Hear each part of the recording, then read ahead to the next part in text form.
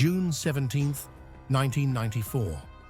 A low-speed chase unfolded on Los Angeles freeways, a white Ford Bronco crawling at 40 miles per hour, televised live as millions watched. Inside sat Orenthal James Simpson, the former NFL superstar, facing charges that would split a nation. 2 nights earlier, Nicole Brown Simpson and Ron Goldman had been found murdered outside Nicole's home. The arrest and the coming trial would become more than a courtroom drama. They would become an eruption of race, celebrity, media, and the criminal justice system into everyday conversation. O.J. Simpson was not an ordinary defendant, a Heisman winner, football legend, TV star, and charismatic public figure. He was admired by fans across racial lines. He also had a very public relationship with Nicole Brown, with documented incidents of domestic violence. The murders shocked Los Angeles. Nicole had been someone in Simpson's social circle. Ron Goldman had worked at a local restaurant. The brutality of the crime and Simpson's celebrity made the case irresistible to television producers and talk show hosts. When police arrived, they found a trail of evidence that prosecutors would later describe as damning.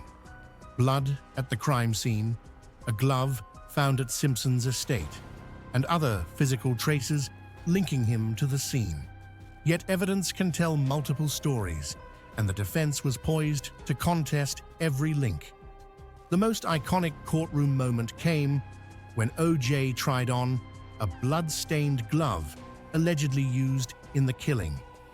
It seemed not to fit, and Johnny Cochran's famous line, "If it doesn't fit, you must acquit," became shorthand for the defense's claim that the prosecution's case was flawed.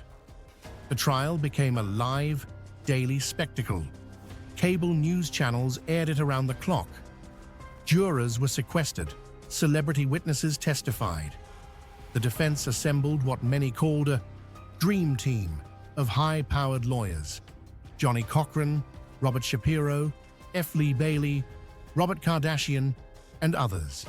They attacked the investigation's integrity, suggested police misconduct, and raised the specter of racist evidence handling. Los Angeles's racial history hung over the case. The recent Rodney King beating and the city's 1992 riots were fresh. The defense argued that Simpson was targeted by a racist LAPD, especially Officer Mark Fuhrman, whose credibility became a central issue when tapes and testimony suggested racial animus. In October 1995, after months of testimony and national debate, O.J. Simpson was acquitted of murder. The reaction was immediate and divided. Many Black Americans celebrated the verdict as a rare moment of justice amid a history of racially biased prosecutions. Many white Americans were stunned, feeling a miscarriage of justice. The judicial result would not be the final word. In 1997, a civil jury in a wrongful death suit found Simpson liable for the deaths and ordered him to pay millions in damages. The dual outcomes, criminal acquittal and civil liability, underscored the tensions between legal standards and societal judgment. The Simpson case changed how America consumed crime. It was the first high-profile case of the 24-hour cable era, and it taught media how to monetize live courtroom drama. It also exposed the complexity of a system where evidence, race, and narrative collide. Beyond headlines, the case left deeper scars. Families denied closure, individuals vilified or lionized, and a public debate about the fairness of the justice system that persists. Some argued the defense won by exploiting real appellate weaknesses in the prosecution's case. Others said the jury simply followed the evidence presented under a reasonable doubt standard. O.J. Simpson's legal and cultural saga remains a study in contrasts.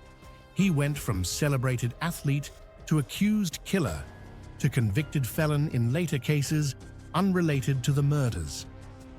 The trial's imagery, the Bronco chase, the glove, the televised sequestering, lives on in pop culture and law schools as a cautionary tale of how fame, race, and media can transform a criminal case into a national theater. In the end, the O.J. Simpson story is about more than guilt or innocence. It asks, how does a society weigh evidence against history? How does celebrity shape outcomes? And how does a nation reconcile a verdict that some call justice and others call failure?